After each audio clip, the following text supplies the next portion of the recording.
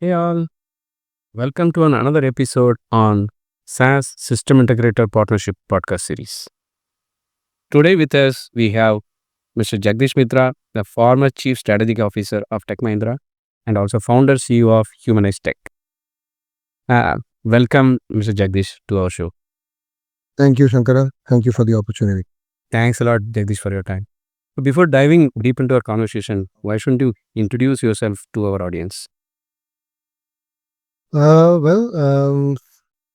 Like you, I'm also exploring the worlds of technology. I've been doing that for the last 31 years. And as you mentioned, my career started with Tech Mahindra, and I was very lucky to be a part of the growth journey for the last 31 odd years that I spent at the company.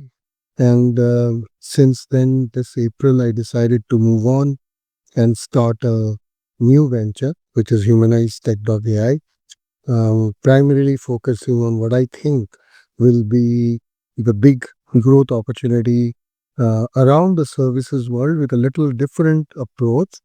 And that's where I feel the biggest opportunity lies for for services industry, not just India but globally.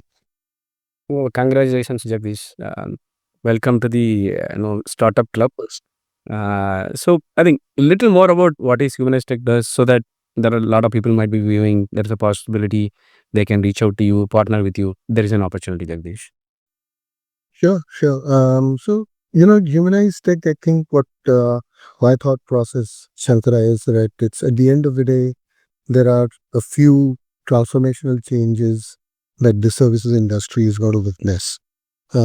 We all know about the impact of what generative AI will do.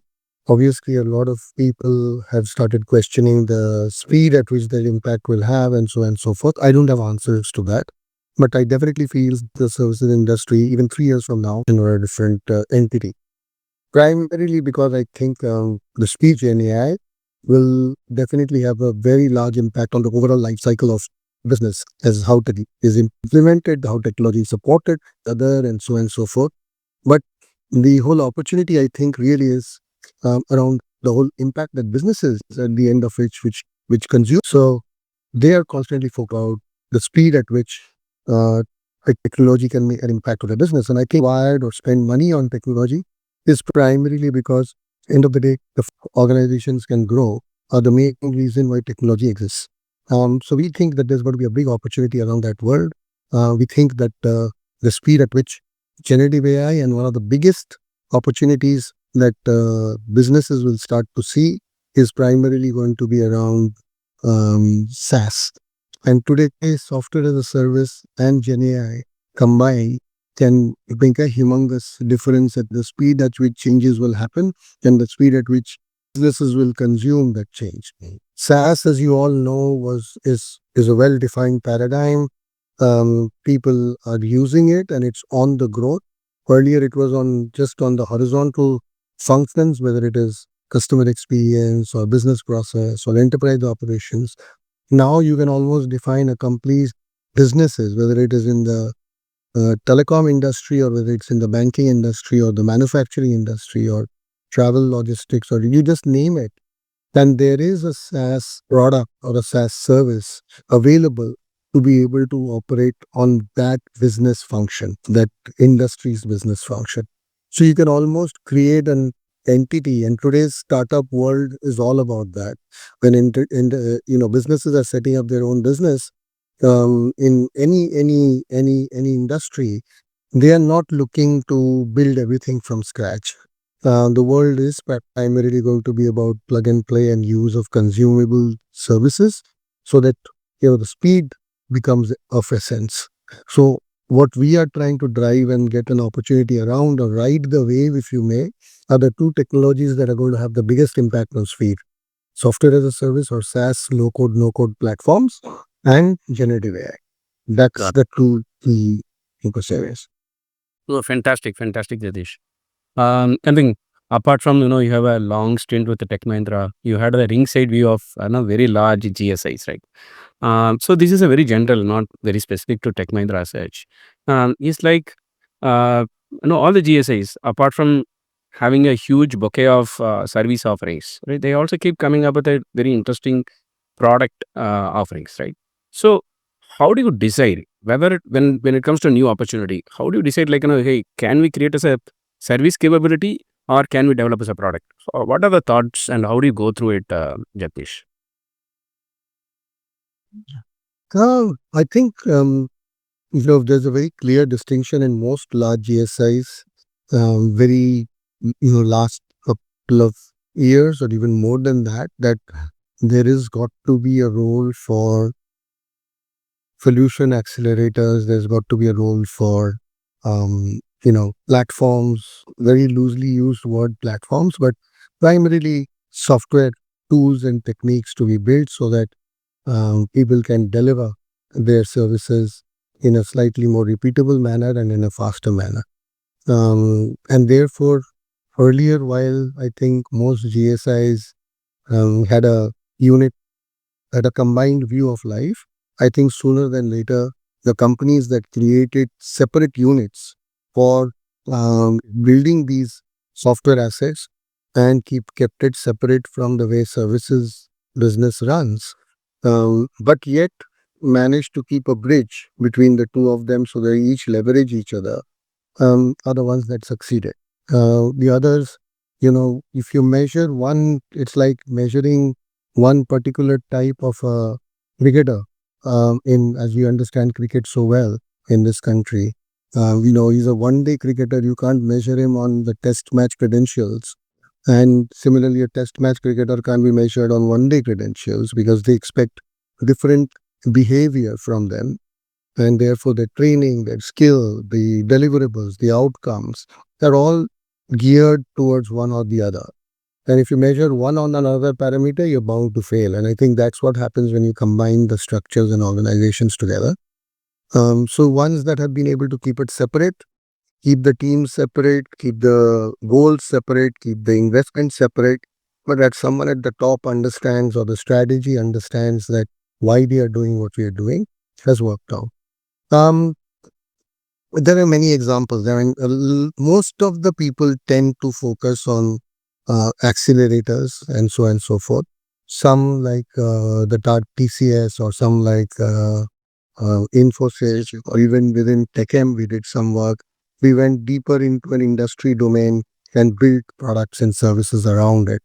Whether it's in banking and financial services in those first two companies, or whether it is telecom in Tech Mahindra, there are, I'm sure, many examples of people building deep domain capability to challenge and compete of similar products in the market.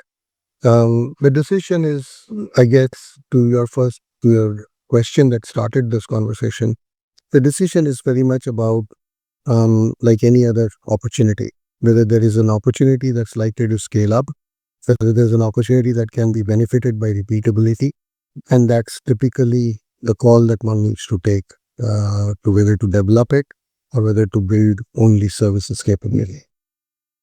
Oh, great, great, Jagdish. I think you preempted a couple of other questions what I had, but your answer also opened up few other questions to me, right? It's like, yeah, startup normally, they think deeply about a particular problem, right? And they develop a product or a solution. But you as a GSI, when I say you again, a broader GSIs, you serve thousands of customers and multiple thousands of requirements. So how do you even single out to develop a particular product? Because otherwise everything is rosy, right? Yeah, everything is a huge opportunity. So how do you single out and develop, okay, these are the areas we can create a solution or a product? Any thoughts there, Jagdish? Okay. So see, I think from choice of what to do and what to drop out is the toughest of choices. As they say in life, the and choices are not that difficult. The or choices are the difficult ones because you have to say no to something. But the whole or choices are built around a few things that I think at least one needs to be constantly building on. Most important of it is the product market fit. Where is the lowest hanging fruit? Where is your prospects or customers likely to be seeing value from in the immediate term. I mean, a lot of times you will say that, and I have personally gone through this in a few, in a startup that I had done earlier. People end up creating products, and then when it doesn't work, for a variety of good reasons, people will, or a service, they will come back and say we were ahead of time. I think that's not a very good message to give. I mean, it feels like you are sharp and smart and you're ahead of time, but I personally feel that's not a very good, accolade to have, because um, what good is it to be ahead of time when no one else is buying it? So, it's like shipping out, flying taxi from here when no one else is even talking about, the cost of it, the regulations around it, and so on and so forth. So, you got to be making sure it's a product market fit discussion. And the best way to do it is you may have 5 things to solve, maybe take one and go back to the client or your ecosystem and validate it. And that's the starting and the first most important part. The second part of it is obviously building the team that can deliver to it. Because, it can't be one or the other. It's again, to draw up a cricket analogy, you can't have a good line ball and not a length ball. And you can't just have a good length ball and not a line ball. So either of them, one or the other, does not work. So if you have product market fit and you don't have a good team, you won't be able to build it. So you have a great team, but you're building something the market does not require, you won't succeed. So they both need to sort of, come together up. And there's got to be a little bit of balance of making sure which one to choose and which one to drop. If one way to look at it is 5 things that you came up and all the 5 things are tops, then your client, in your team that you have, what are they very good at so that they can take only one thing at a time and drop it. Sure, Jagdish. Yeah. So you also already mentioned, like, I think these two are entirely separate ball games, right? I think the product and service, and it also, especially you are a listed company. When I say whether it, all the big players, so even the investor requirements will be very different, right? I think a stable revenue, consistent margin, because a, product company, they need a huge amount of upfront investment, whether it be it in infrastructure or product development or even marketing and other things, right? On the other hand, the service, each primarily, straight away you say that each and everything, whether billable resource, from billable resource, how much of my gross margin. So the equation is very different in these two scenarios. Again, how do you, one is, you create a separate team because you can maintain that, that is easy. But at the top, everything boils down to the same company, and the margins and other equations will come. So how do you manage that expectation, Jagdish? Think most of the times we underestimate the knowledge of investors and think they are only a quarter by quarter view. That's not Okay. true. I think, especially if you look at some of the most successful technology companies, they do a good job of creating and identifying and telling the world what the future is going to be. And but that's the conviction and the strength with which you can convince them defines that future that we are talking about is really something that's believable or not. If that's the job of people like, in the organization, in the company, to make sure if you're investing in something like you talked about, why are you doing it? What's it in it for them? Then you make sure.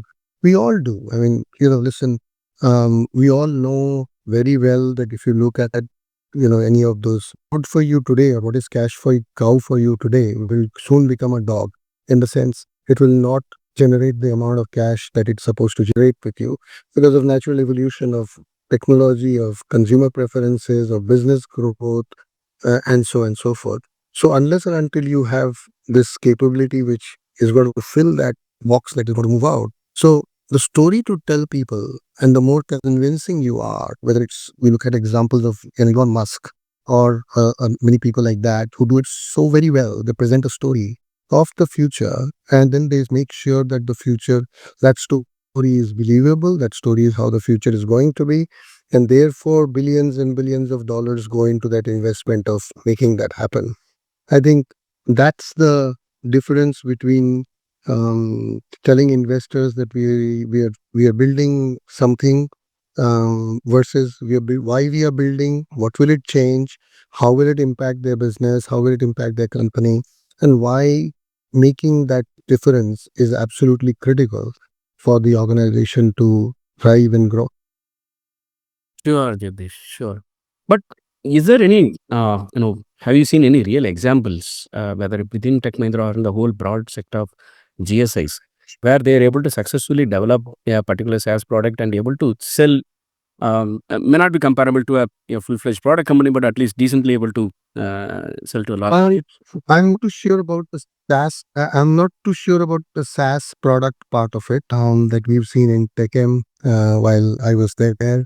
And I'm sure there are many of the Wipros, the Infosys, and the Cognizants, and the Mindtrees, and you name it. I'm sure all of them do it and have been able to convert that into a successful business model. A lot of times those business models, I'm not sure whether they are SaaS or multi-tenant or not. That I don't think I have knowledge of at this point. But I can tell you it's only at the end of the day, the bigger problem is not whether it's a multi-tenant or not. The bigger problem that when they have cracked it, some of these things have been around how they have been able to create a software asset versus on cloud, or single tenant versus multi-tenant is going to use that solution or technology. So I personally feel that there are many examples. I mean, for example, Finacle and banks, which are very clear, great stories of Indian created products. There are many such in TechM that we were in part of, whether it's in our BPO business or whether it was in our regular IT business, whether it's a platform called Uno, or whether it's a platform called warranty and this and that. We've created many such use cases that you'll find, whether it's a GSIs, very well. Now, they are not comparable to an SAP or an Oracle or a sales or a service now, because that's definitely not the DNA of these organizations. And, that is a business for everyone. So they don't necessarily try and do this as much as they want to make sure the services part of it is more relevant and more appropriate for the client. So that's how I see it. And the examples I gave you are great examples of creating software assets. Sure, Jagdish, sure. So shifting the gears, there is you have a choice of already having choice of whether you will build a service capability or yeah, tool or yes, I think whether it is a multi-tenant or a solution, whatever you call it. But the other option is like whether you want to do it internally or whether you like to acquire a company, right? Or even partner with another product. So since you already have the talent and you also have the financial muscles, right? Again, why do you want to look at outside? Again, is there any thematic around it, or it is a case to case basis?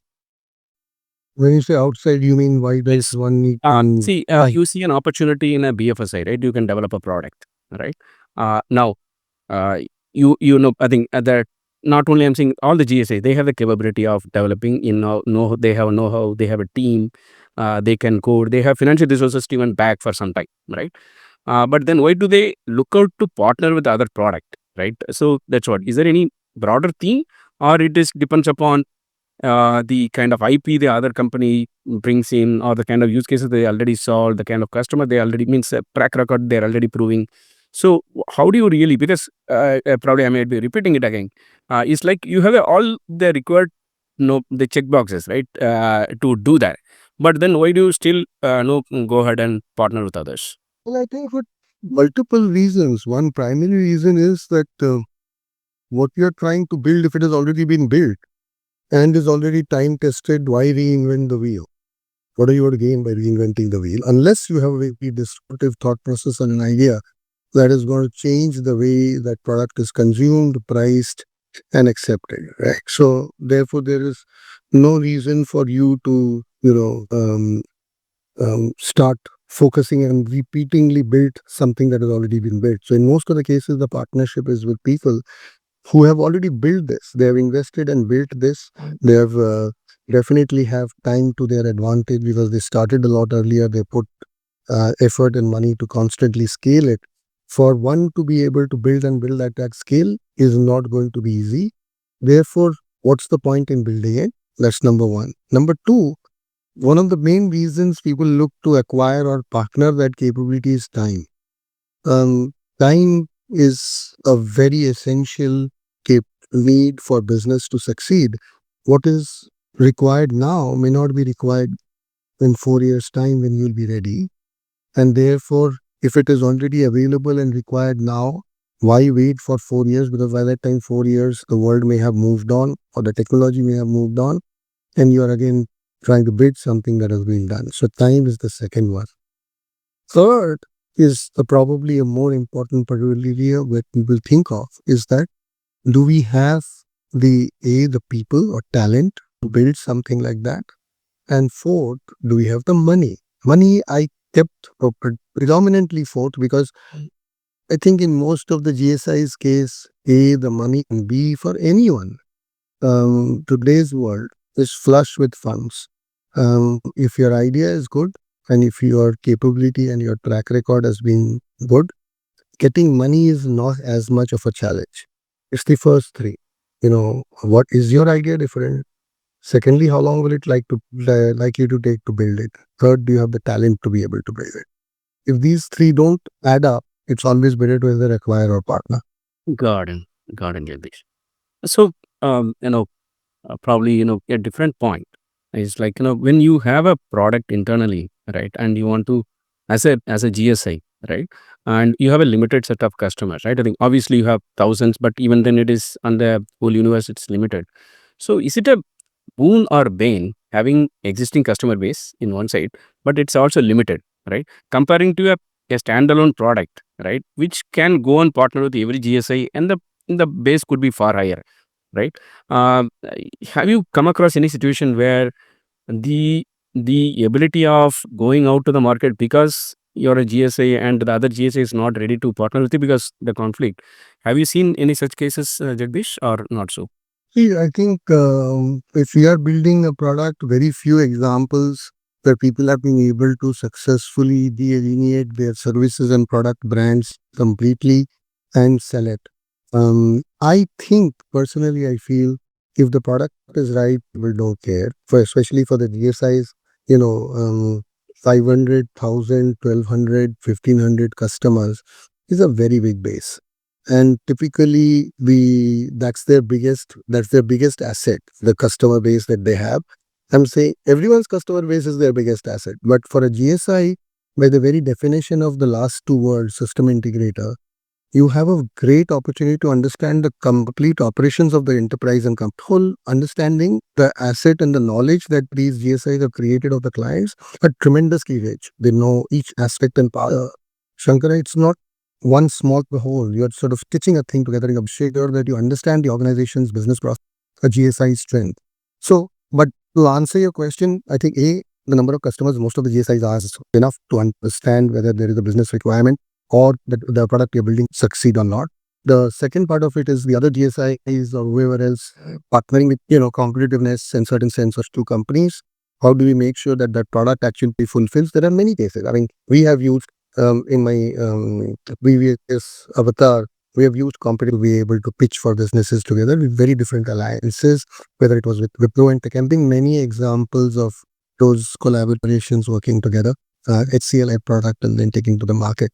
I see no very strong product unit called Comviva, and that partners with a large number of global system integrators. Okay, fantastic. Okay, probably it broke a lot of myths, at least in my mind, saying that the two competitors may not be interested in partnering. Okay, so what you're saying is as long as it's a fitment and it's solving the customer's pain point, this the competition per se is not really restrictive. It can break that boundary. Got it, Jagdish. Again, coming back to the having said all these things, Jagdish, what we are seeing is like, we seeing Indian SIs, Indian GSIs, they have a lot of customer base, right? Large, large logos. And we also see that a lot of enterprise SaaS companies are coming, right? But we are not seeing the SaaS SI partnership is going mainstream, right? Is there any specific reason, or it's just a matter of time, saying that the SaaS is a partnership going mainstream? What's your take there, Jagdish? I'm not sure that's a very correct representation because most of the guys have strong partnerships with the SaaS platform companies like the SaaS product companies like what I mentioned earlier, whether it's a Salesforce or a ServiceNow or a SAP HANA or Oracle on Cloud. I'm just naming a few, but there are many, many, many more. All of them either a business function or sometimes a technology function like a Databricks or whatever else. Now, these guys by definition have relationships with GSI. Now, is the scale of the business? If the question is the exactly the SaaS business comparable to the non-SaaS business? No, it is not. That part of the business for most GSIs is small compared to the rest of the business. And that's primarily because where most of the GSIs have focused on, which is where SaaS doesn't play as much of a role, which is a large amount of it is custom dev, maintenance, large enterprises, which they themselves have not deployed significant number of SaaS technologies in their business operations. So there's not much that the GSI can do. They're all transforming, but the speed of transformation for a large company is much slower because by definition a SaaS is supposed to be replicable business processes, so then it works the best. But if the SaaS platform is being deployed at a company which is built through multiple acquisitions, as typically large companies are, and then the business processes don't align with the product's architecture, then it's too much of custom development and it doesn't make sense. So that's the main reason, because of the kind of clientele that the GSIs serve and not exactly today. They're all moving, they all want to, but their transition and transformation into a SaaS technology is slower. Okay.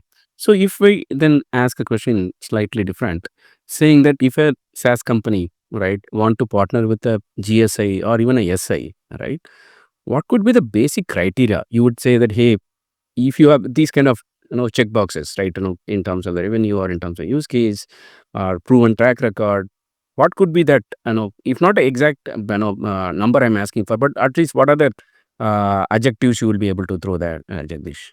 For whom, sorry? Like I'm a SaaS product, I'm doing it in say in BFSI. Now I want to come and partner with say Tech Mahindra, right? I think Tech Mahindra is a placeholder.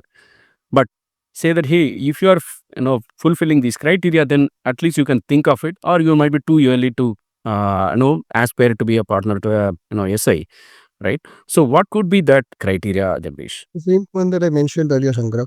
So does it have a product market fit? The kind of customers that I serve today. Because, if it fits businesses, I don't serve them, then it doesn't make sense. Target segment that we just talked about, the top Fortune 2000 companies, Fortune 3000 companies, and they have been proven as a more product market fit with those, then that's the first criteria that we would look for, or a company, a GSI would look for as a partner. Second, they would look for is what is the level of people using it and how they have been able to leverage value out of that product, examples of such case studies and so on and so forth. And third is the people behind it who are building the product so that they know that these products are there for a longer term and it's not a one-off exercise. Because when you deploy it, then the customer primarily puts the whole integrator, therefore, is to make sure that we look at the whole longevity of the product or the way the product would evolve itself as it goes along. It's not a would be the key reasons for someone to partner with a SaaS platform company. Sure, sure, Jagdish, sure. Um, okay, assuming I'm a company which is fulfilling these criteria, even then, making the needle move with the GSI, right? Talking to the account manager level, ensuring that at least the organization is introducing me to a few clients, right? There is a lot amount of effort involved, right? Because obviously, though we are doing good, like there are so many other competitors, they also have enough logos and they also something to show.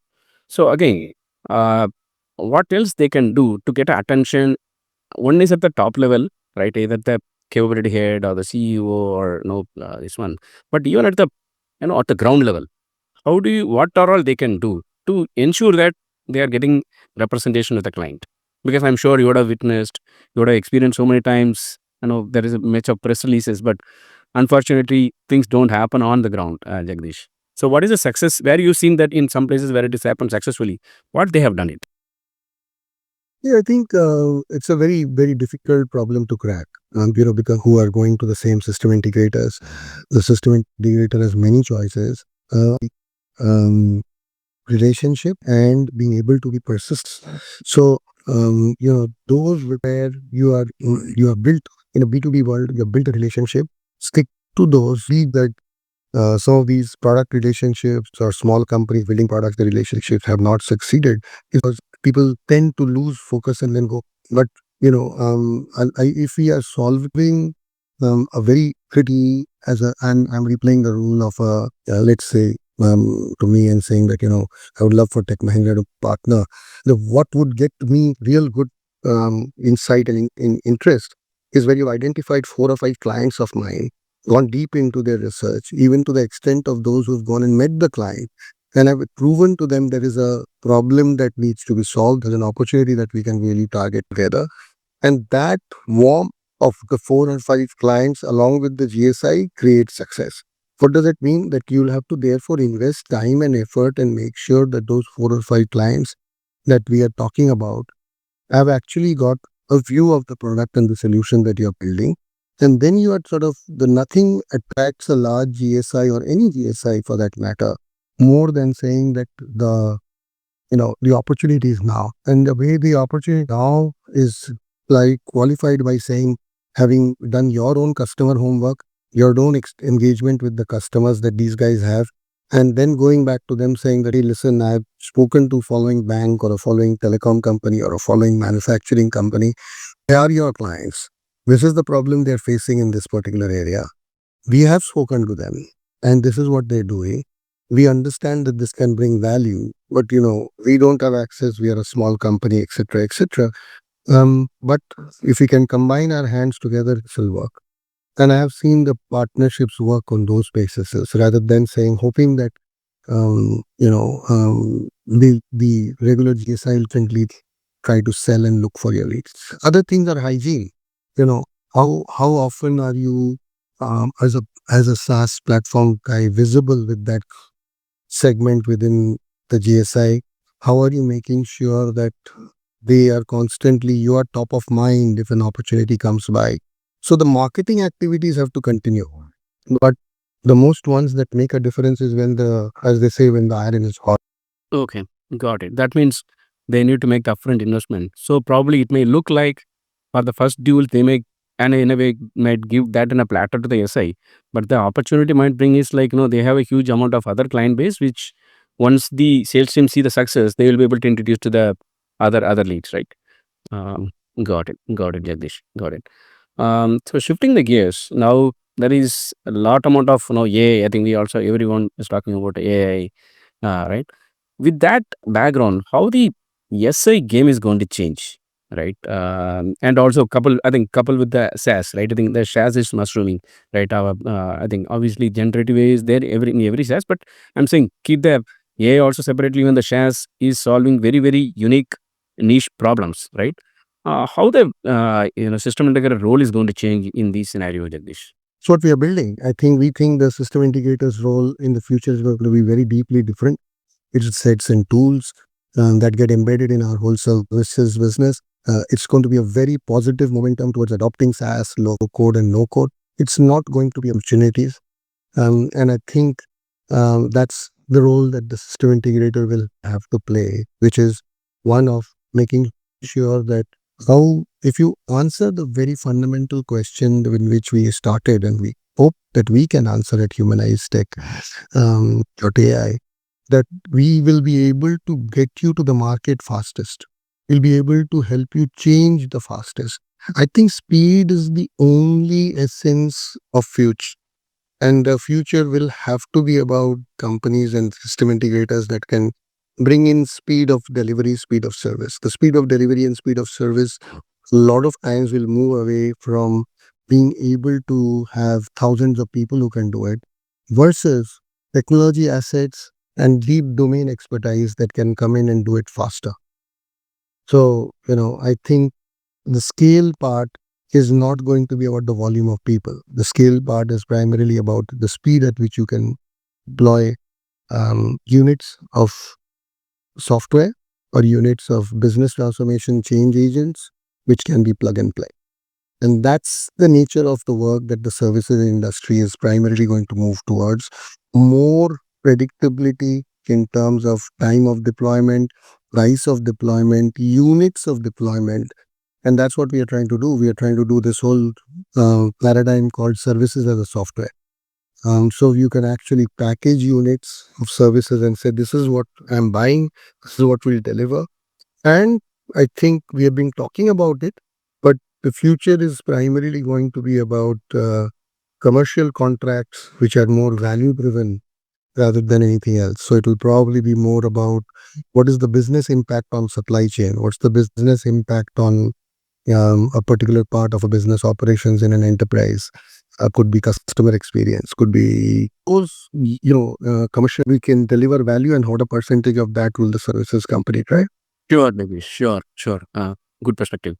No, apart from the AI, I think especially from the Indian context, right? There are a lot of GCs also coming, on a daily basis, right? I think ANS are telling even 2-3 GCC they're opening in a month, stuff like that, right?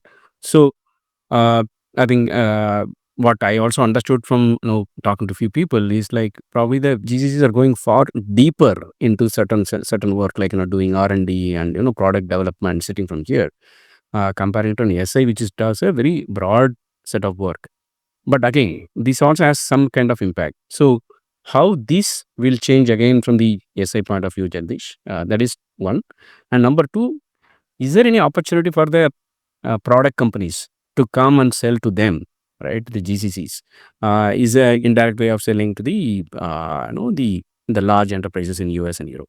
I think GCs is a big impact in our business today.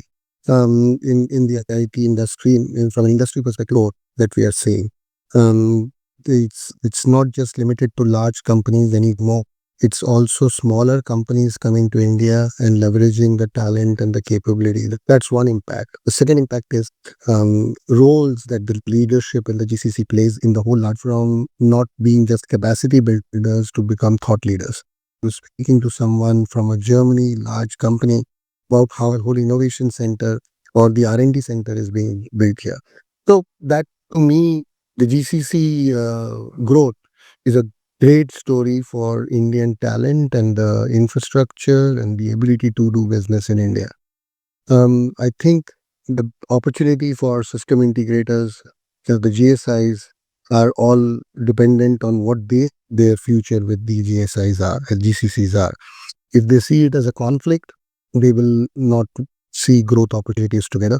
If they see this as a partnership opportunity to scale the pie together, where you are able to work with them to build their tech kit, not as, and therefore grow the pie, is the big opportunity rather than try to keep the pie limited and try and grab pieces of it.